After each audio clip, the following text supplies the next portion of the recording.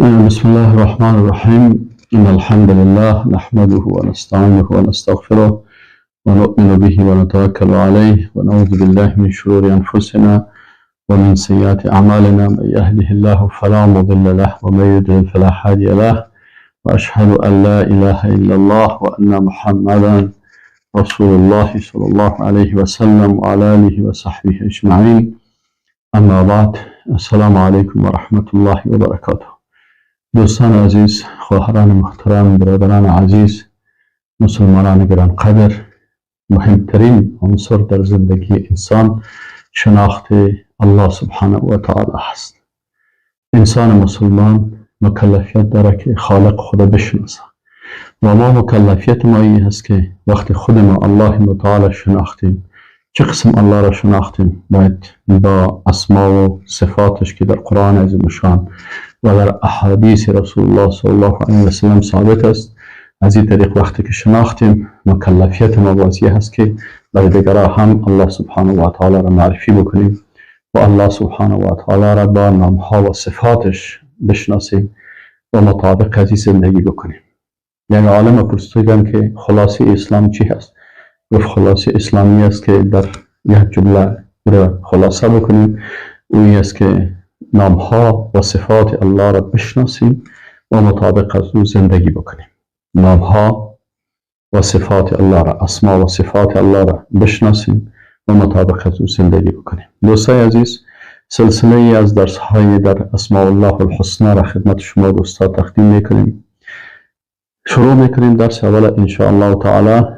درس اول ما در اسم الله سبحانه و تعالی. الله این لفظ جلاله هم میگن. خب، بسم الله الرحمن الرحیم.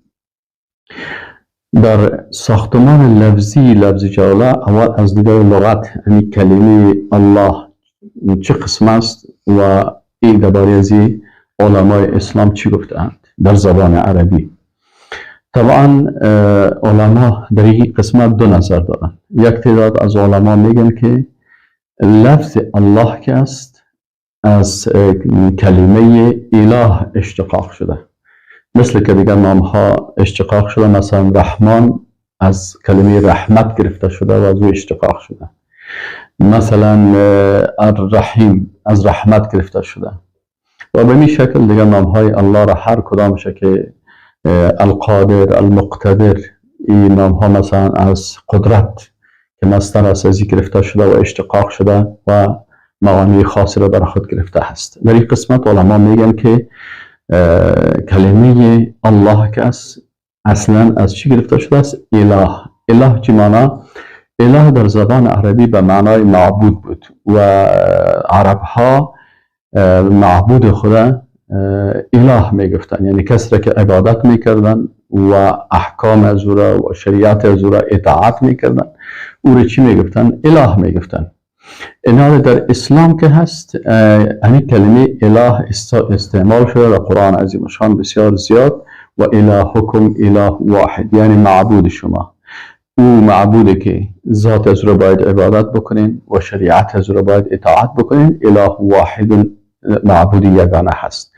اینا میگن از اینمی کلمه اله که ما شما بگیم اله واحد، معبود یگانه، از کلمه اله میگن که بالای از این کلمه الف لام زیاد کردن. الف لام زیاد کردن، الف لام تعریف. الف لام تعریف طبعا در زبان عربی وقتی که یک اسم مثلا یک اسم استعمال میکنین او عام میباشه، کلی شامل میشه، لکن وقتی که الف لام به داخل شد باز مشخص میشه به یک کس خاص. مثلا میگن رجل، مرد، اما وقتی که میگن الرجل معلوم میشه اون شخصی که مشخص در ذهن ما هست یا در ذهن تو هست یا اونجا استاد است مشناسه میشه.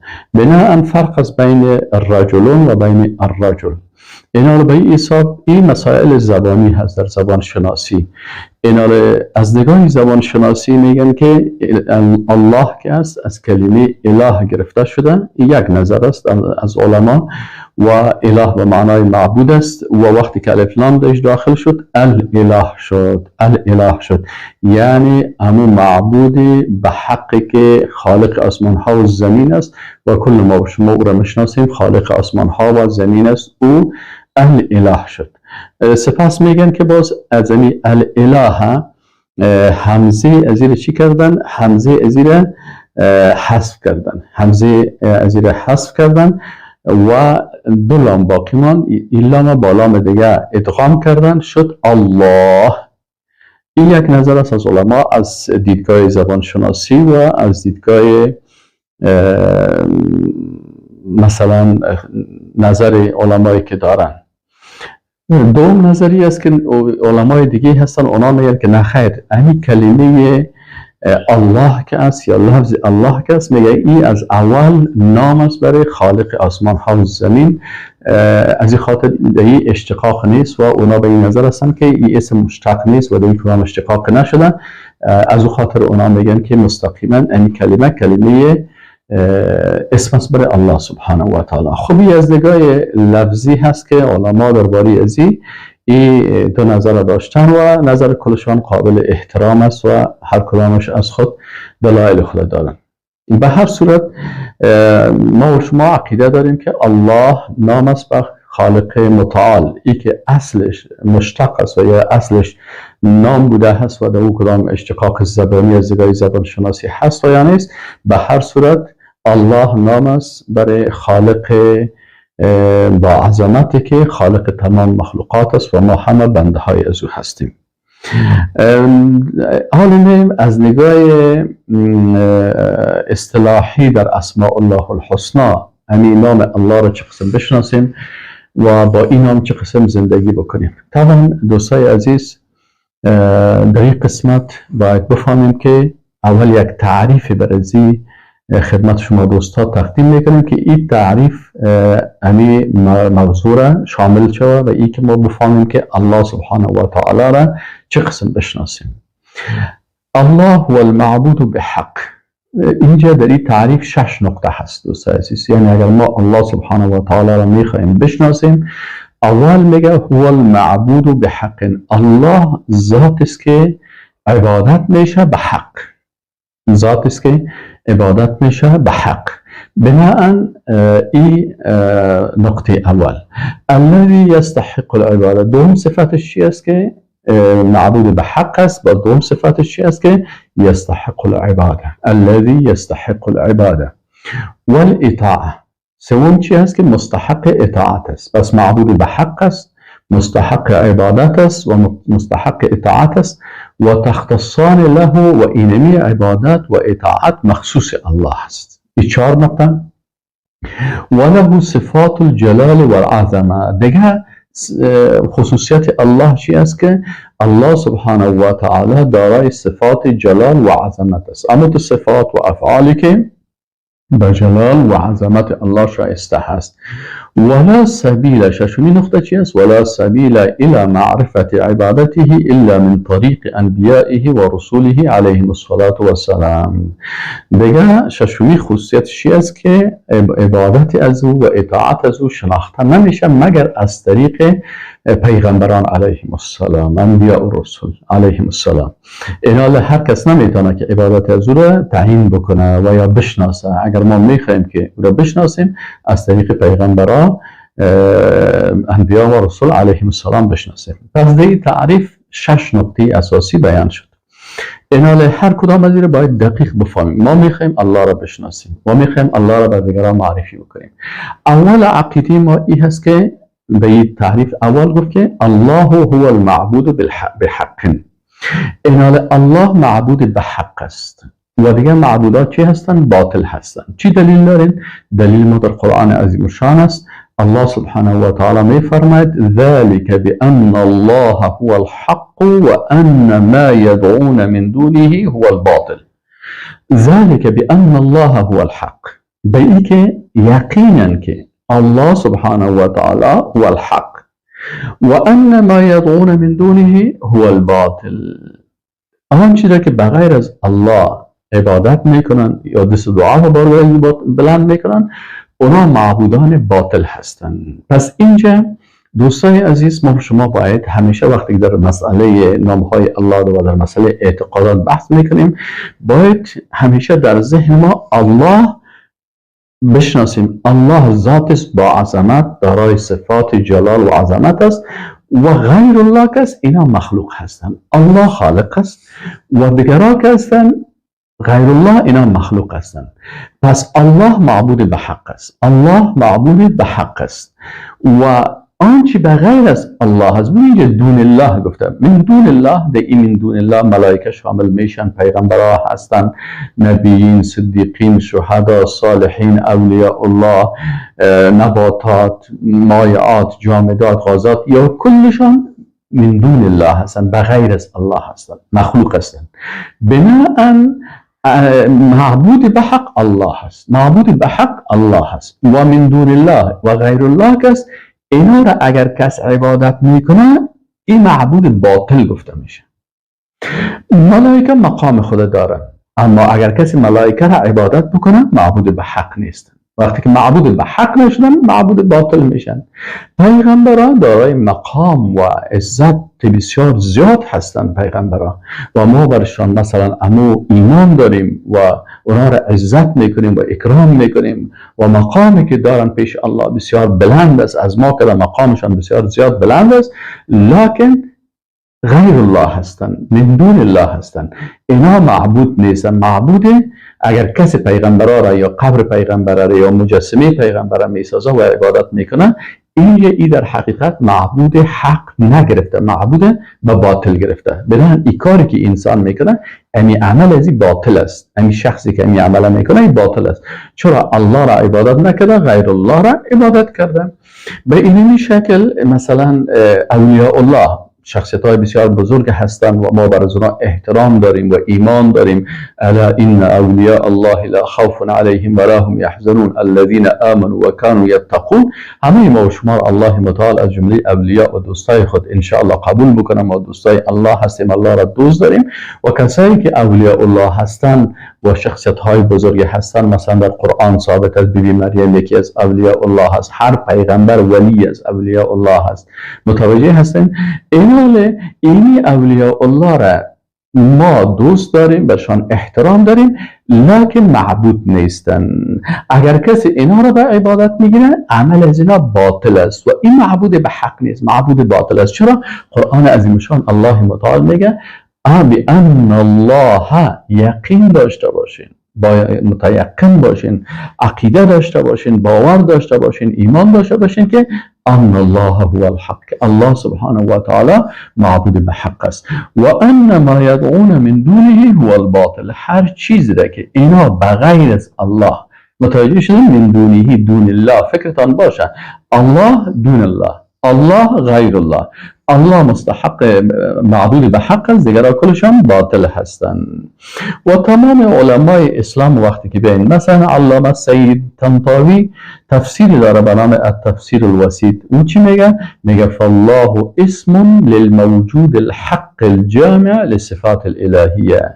میگه الله که است او اسم است برای موجود حق الجامع لصفات الالهیه که جامع به تمام صفات الهی هست و المنعوت بنعوت الربوبیه، او هست که صفت شده به صفات الربوبیت، رب العالمین هست.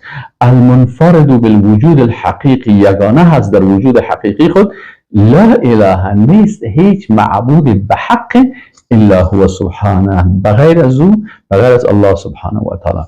پس فهمیدیم که معبود به حق، معبود حق حقیقی الله هست و دیگران که هستن اینا معبود حقیقی نیستن. اگر کس اینا را عبادت میکنن در حقیقت معبودشان معبود باطل است و خودشان هم در راه باطل هستن و عقیدهشان باطل میشه. نقطه دومی است که الذی یستحق العباده. دومی نقطه که ما باید او را بفهمیم، الذی، الله اون ذاتی هست که یستحق العباده. یعنی سعی کنیم به نقطه اول معبود به حق بود، معبود به حق بود که دیگرها باطل شدن. اینال در اینجا که است گپ سر استحقاق است. مستحق عبادت کی هست که ما بر از او رکوع بکنیم؟ مثلا ما 6 قسم عبادت داریم. عبادت فکری داریم. در عبادت فکر ما، فکر و اندیشه ما کلش ای است که الله معبود به حق است و مستحق عبادت است. عبادت قلبی داریم، در قلب خود محبت با الله داریم، توکل به الله داریم. این عبادت تقریبا 18 قسم عبادات چی هستند؟ 18 قسم عبادات قلبی هست. این عبادات قلبی خدا که ما ایره در کتاب در کتاب عقیده توحید در روشنایی قرآن و سنت در اون تشریح کردیم. اینال 18 قسم عبادات از قرآن و از سنت جمع کردیم. اینال در اینجا از قرآن و سنت و اقوال علمای اسلام، علمای عقیده، 18 قسم عبادت قلبی هست. اینال این عبادت قلبی هم مخصوص الله. باز عبادت های چی هستن؟ زبانی است. عبادت هایی که ما با زبان میکنیم، الحمدلله رب العالمین، تسبیح میگیم، این کل عبادت های زبانی که است، این کل چی است؟ استعاذه مثلا. این هم در باب عقیده خوانده میشه، من نمیتونم کلش رو تشریح بکنم چون زیاد هستن تقریبا عبادت های زبانی. پس ما میگیم که مستحق عبادت فکری الله هست، مستحق عبادت قلبی الله هست. سوم مستحق عبادت بدنی، مثلا ما با بدن خود عبادت میکنیم. عبادت بدنی چی است؟ رکوع میکنیم، سجده میکنیم، انحنا میکنیم، سر خود خم میکنیم، در مقابلش تواضع و عاجزی میکنیم، سر خود به خاک میگذاریم، دست و دعا به بارگاهش بلند میکنیم. کی هست؟ الله هست، چون اون مستحق عبادت است. هر چیزی که نامش عبادت است، عبادت بحث میکنیم دیگه چیزا را نه. وقتی که نامش عبادت است و ما او را عبادت میگیم، اون مخصوص کی میشه؟ مخصوص الله سبحانه و تعالی. مستحق از او کی است؟ الله است. عبادت فکری، عبادت بدنی، عبادت قلبی، عبادت بدنی، عبادت زبانی، عبادت مالی. 4 قسم، 5 قسم عبادت مالی هست. مثلا نذر است، قربانی هست، ذبح حیوان، ذبح پرنده هست. وقتی که ما این کارها را میکنیم، برای کی باید بکنیم؟ بر الله بکنیم. فصل لربک وانحر، هم به نام الله تسبیح بگو، عبادت زبانی، و هم ذبح حیوان تو به نام الله بگو. و 6 قسم عبادت تشریعی یا تقنینی و قانونی هست. اینا در عبادت تشریعی کدام یکی است؟ عبادت هایی است که ما وقتی که شریعت الله را بالای خود تطبیق میکنیم و احکام الله را قبول میکنیم اول و او را بالای خود تطبیق میکنیم عملا، و در زمین الله میخوایم که تطبیق بکنیم، این عبادت چی است؟ عبادت تشریعی هست. پس این 6 قسم عبادات مخصوص کی است؟ مخصوص الله هست. اول مستحق عبادت الله هست، اول الله معبود به حق بود. دوم مستحق عبادت کی است؟ الله هست. چی دلیل داریم؟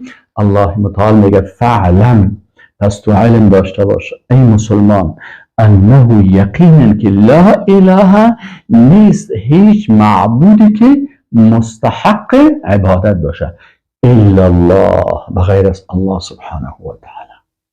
قرآن امی قسم برای ما تعلیم میده. الله میگه علم حاصل بکن، جاهل نباش، علم حاصل بکن، این خوب دقیق الله را خوب بشناس. این نقطه را بشناس که لا اله، نیست معبود به حق که مستحق عبادت باشه الا الله، بغیر از الله سبحانه و تعالی. سوره محمد آیت 19. خب سومی خصوصیت، خب دیگه علما این چی میگه؟ مثلا علامه فخرالدین رازی یک عالم است، این عالم است، مفسر است، تفسیر داره به نام مفاتیح الغیب. اون میگه لأن الله هو المستحق للعباده. این میگه من مفسر قرآن هستم و قرآن تفسیر کردیم، بر شما میگم که الاله یعنی معبود به حق کی هست؟ هو المستحق للعباده، او مستحق عبادت است که الله هست. ولا يكون كذلك الا اذا كان قادرا عليما حكيما. و این قسم بودن نمیتونه مگر وقتی که قدرتمند باشه، علیم و حکیم باشه. پس این از صفات الله هست که قادر است، علیم است و حکیم است. علامه ابن تیمیه رحمه الله یک کتاب داره به نام الایمان، اون میگه فإن الإله هو المستحق للعباده، میگه الله که هست او مستحق عبادت است. خب دوستان عزیز، پس ما فهمیدیم که معبود به حق الله هست. دوم مستحق عبادت الله هست. سوم چیزی که ما الله را میخوایم بشناسیم او کی هست؟ والاطاعه، یعنی الله سبحانه و تعالی ذاتی هست که مستحق اطاعت است. الله سبحانه و تعالی میگه که حکم از الله هست و باید در حکم که این هم یک عبادت است، این عبادت هم باید برای الله چی شود؟ باید مخصوص الله باشه. این الحکم الا لله، الله میگه حکم نیست مگر مخصوص الله هست. این حکم متوجه هستین؟ این حکم یا حکم تکوینی هست و یا حکم تشریع است. حکم تکوینی الله در تمام کائنات هست، در آفتاب، در زمین، در عرش، در لوحه، در قلم، در دنیا، در آخرت، کلش حکم الله هست. حکم تشریعی الله که ما و شما مکلفیت داریم، الله متعال میگه این الحکم الا لله، حکم نیست بغیر از الله. چی معنی حکم نیست بغیر الله؟ یعنی تعیین کننده حلال، حرام، جایز، ناجایز، کل زیر الله تعیین میکنه. نظام اعتقادی را الله تعیین میکنه که چه قسم عقیده داشته باشین. نظام عبادات الله تعیین میکنه که چه قسم عبادات بکنیم توسط پیغمبر خود در ما و شما وحی میکنه. نظام سیاسی را، نظام اقتصادی را، ما چه قسم نظام سیاسی داشته باشیم، چه قسم نظام اقتصادی داشته باشیم، چه قسم نظام اجتماعی داشته باشیم در جامعه، چه قسم نظام فرهنگی داشته باشیم، چه قسم نظام تعلیمی داشته باشیم، چه قسم نظام، تقریبا 12 قسم نظام است. نظام اعتقادی، نظام عبادات، نظام اجتماعی، نظام اخلاقی، نظام اقتصادی، نظام مالی، نظام سیاسی، نظام قضایی، نظام جهادی، نظام دعوتی، نظام تعلیمی و تربیوی، نظام فرهنگی. کل از این نظام ها که احکام الله در باره هر کدام از آیات قرآن است. الله متعال میگه این الحکم الا لله، در این کل از حکم الله هست. رسول الله صلی الله علیه و سلم چی میگه؟ الایمان بدء و سبعون شعبه، ایمان 70 چند شعبه است. اینه که جمع آوری کردیم 70 چند شعبه را تقریبا 12 نظام میشه. این کل از یا حکم الله تطبیق میشه و وقتی که احکام الله را در اینا تطبیق میگه، الله متعال چی میگه؟ امر الله تعبدوا الا اياه. سکن این الحکم الا لله، امر الله تعبدوا الا اياه. از این چی فهمیده میشه؟ از این فهمیده میشه که اینجا گفت که حکم مخصوص الله هست، حلال، حرام، جایز، ناجایز، تعیینش کل زیر الله میکنه. الله میگه این جایز است این کار بکو، این کار ناجایز است نکو، این حلال است این بخو، مثلا غذا حلال است بخو، این حرام است این نکو، اگر غذا هست مخور.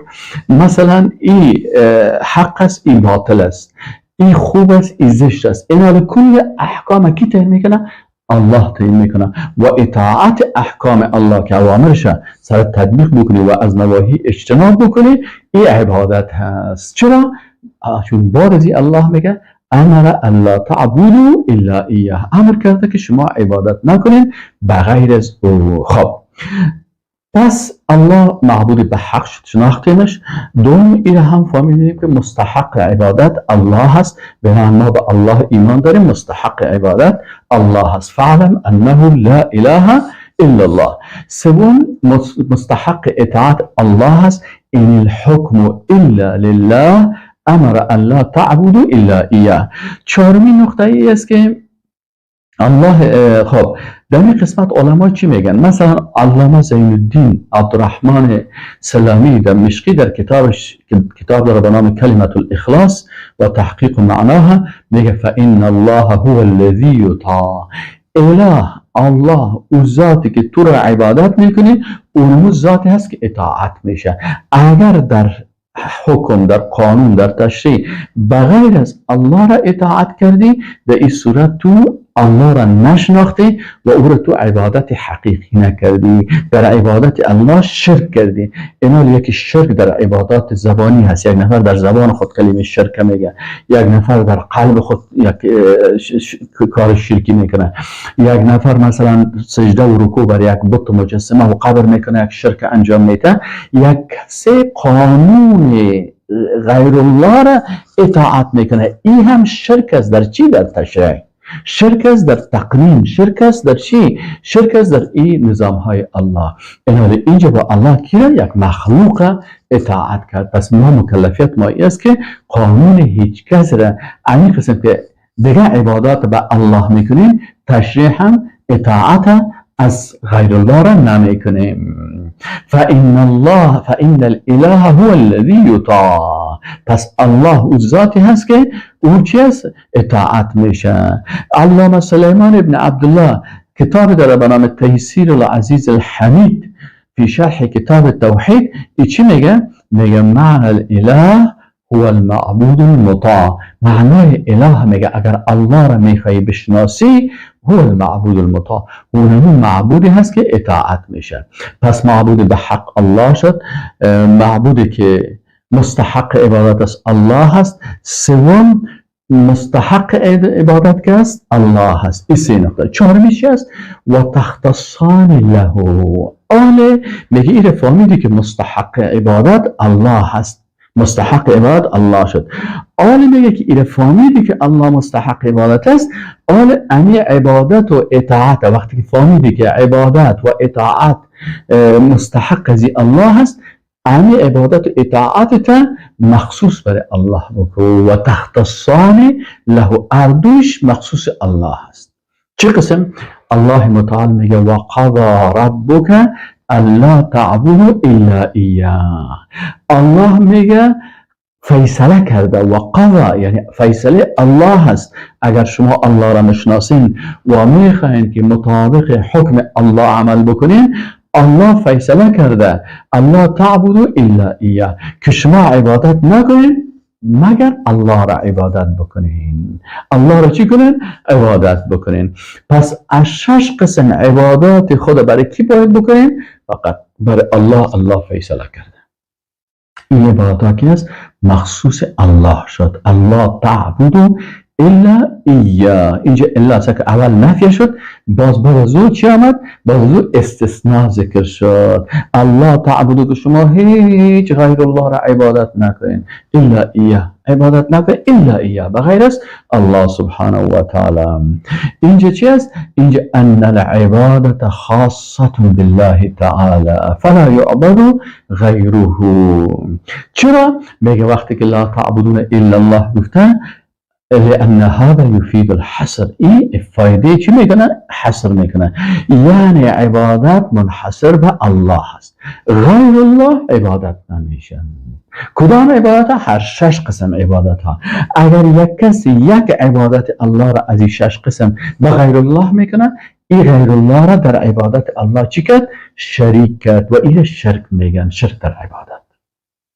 خب پس فهمیدیم که معبود به حق الله هست، مستحق عبادت الله هست و این هم فهمیدیم که مستحق اطاعت الله هست. فهمیدیم که عبادت و اطاعت مخصوص الله هست. مثلا الله متعال میگه الحمد لله رب العالمین. ذکر اینجا الحمد لله، اینجا علما میگه حمد یک عبادت است. حمد یک عبادت زبانی است که ما و شما حمد الله را میگیم. آلی حمد الله اینجا چی میگه؟ لله. الا ما علما میگن که للاستحقاق و الاختصاص. الا میگه دو وظیفه داره. معنی از الا چی هست؟ استحقاق است و اختصاص. یعنی مستحق حمد گفتن کی است؟ الله است. پس ما بغیر از الله باید حمد دیگران را نگوییم. و پیغمبر چی بگویم؟ ان الله و ملائکته یصلون علی النبی. الله و ملائکش صلات میگن و رحمت میفرستن بالای رسول الله صلی الله علیه و سلم. یا ایها الذین آمنوا ای مؤمنان صلوا علیه و سلموا تسلیما. پس بر پیغمبر چی هست؟ درود و سلام است. لکن حمد، ان الحمد لله یعنی مستحق حمد و حمد مخصوص کی است؟ مخصوص الله هست. از این خاطر علما میگه که وقتی که میگه الحمدلله رب العالمین، اینجا لام که سر لفظ الله داخل شده دو معنا را میده، استحقاق و اختصاص. پس عبادت مستحقش الله هست و مخصوص الله هست. این باید خاص برای الله داشته باشیم. خب این 4 نقطه را فهمیدیم. نقطه پنجم به وله صفات الجلال والعظمه. مخصوص الله هست صفات جلال و عظمه.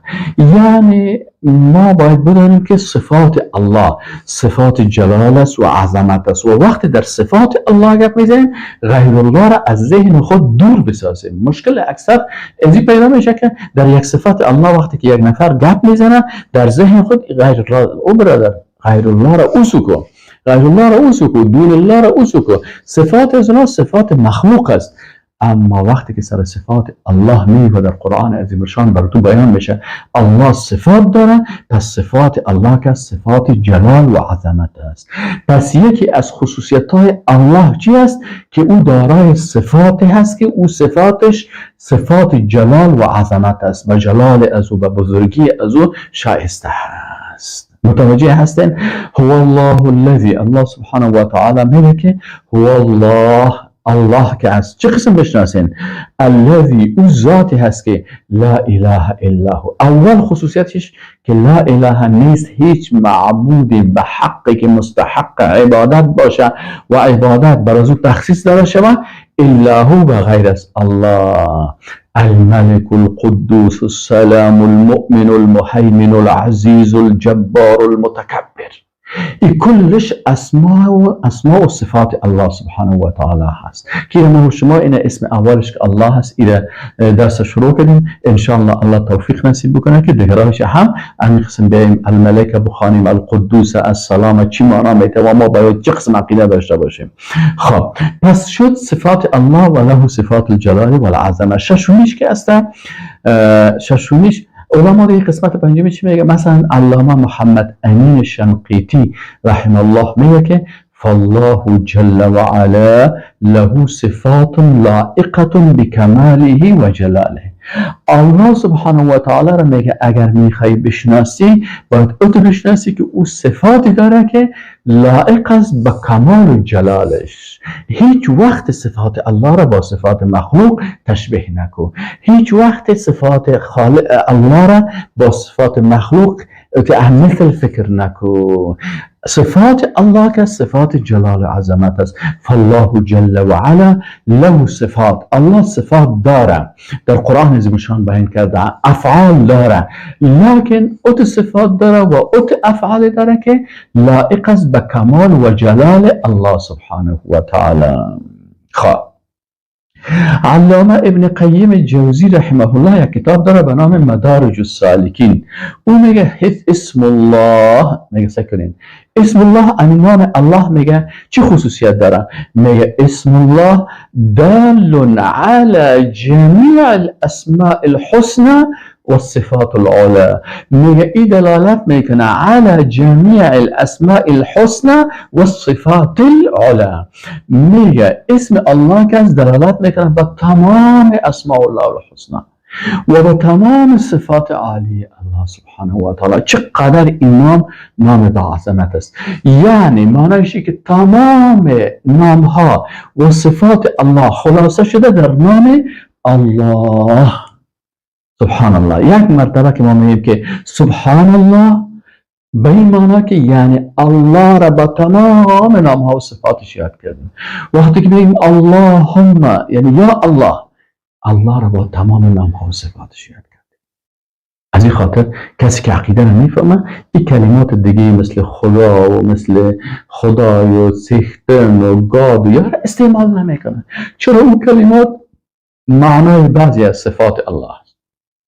بعضی از صفات گرفتن مثلا یک معنای از او به او انداختن. مثلا مالک است، او گفتن که مثلا مالک به معنای خدا، اما الله که است معنا نمیشه. ما معنای از او معنایش چی است؟ معبود به حق که مستحق عبادت است و مستحق اطاعت است و عبادت مخصوص از اوست و دارای صفات کمال هست، صفاتی که به جلال و عظمت از او شایسته هست. پس ما و شما الله سبحانه و تعالی شناختیم. ششمین نقطه‌ای که الله را باید بشناسیم چه قسم؟ یعنی ولا سبیل الى معرفت عبادته الا من طریق انبیائه و رسوله علیهم السلام. ششمین خصوصیت، 5 خصوصیت الله را فهمیدیم. ششمین خصوصیت الله چی است؟ که یعنی الله ذاتی است که عبادتش به جز از طریق پیغمبرانش، انبیا را فرستاده، رسولا را فرستاده. برای چی؟ که عبادت الله را از طریق از اونها شناخته میشه. مثلا الله سبحانه و تعالی عبادت خود تعیین کرده، الله تعیین میکنه و پیغمبرات تبلیغ میکنه. وظیفه پیغمبر چی هست؟ نوعیت عبادت برای ما معلوم میکنه از به وحی الله.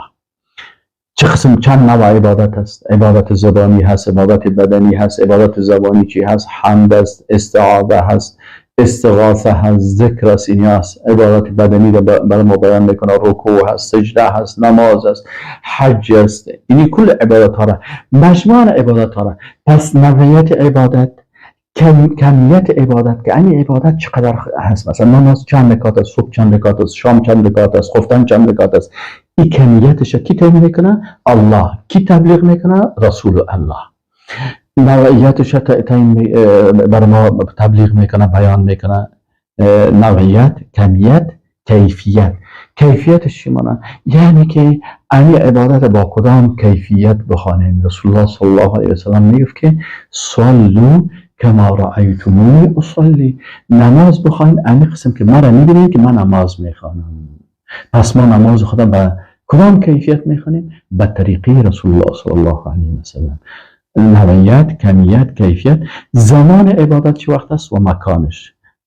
نوعیت، کمیت، کیفیت، زمان. مثلا در کدام زمان کدام عبادت بکنیم. حج در کدام وقت بکنیم؟ ماهایش معلوم است. روزه را در کدام زمان بگیریم؟ در ماه رمضان روزه فرضی هست. مکانش بر ما معلوم میشه. مثلا کدام نماز در کجا بخوانیم. حج در کجا بکنیم؟ اون در بیت الله شریف در مکه مکرمه حج میشه. در افغانستان حج میشه، در کشورهای دیگه میشه؟ نه خیر، نمیشه.